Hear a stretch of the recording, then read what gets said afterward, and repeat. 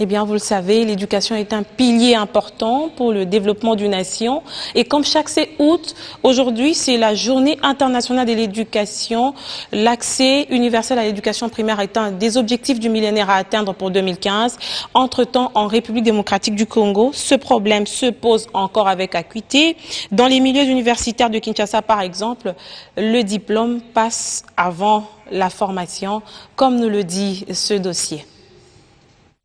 Lorsqu'on parle des études, les jeunes filles et garçons sont directement concernés parce qu'ensemble ils forment la frange sociale disposée à celle-ci.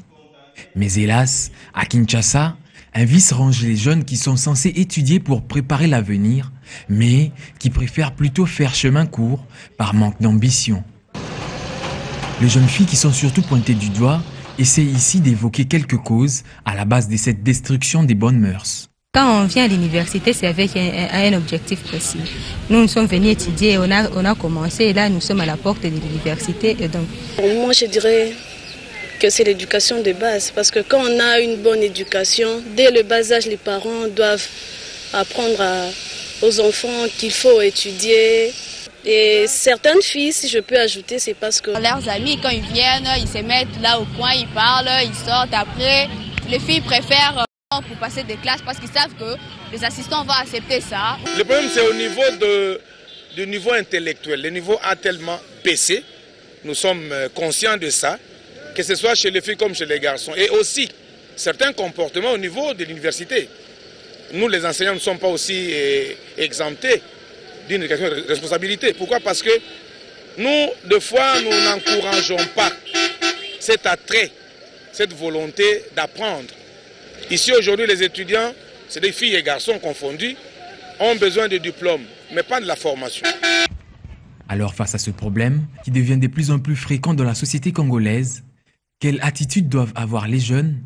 Comment doivent-ils réagir pour lutter efficacement contre ce fléau? Quelques conseils leur sont prodigués. Le jeune d'abord doit prendre conscience du bien fondé des études.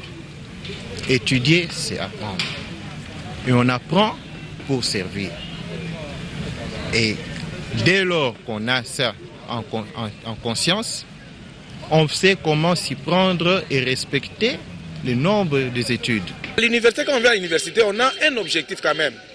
Et quand on vient pour étudier, pour apprendre, pour changer, quitter cet état de D6 avec un raisonnement de D6 pour devenir universitaire, moi je pense que c'est la volonté d'abord de l'étudiant lui-même. S'il veut se lancer à la recherche de diplôme seulement, ça dépend de lui. En outre, les parents doivent aussi à leur tour conscientiser leurs enfants afin de prendre leurs études au sérieux pour un avenir radieux. L'infrastructure et les travaux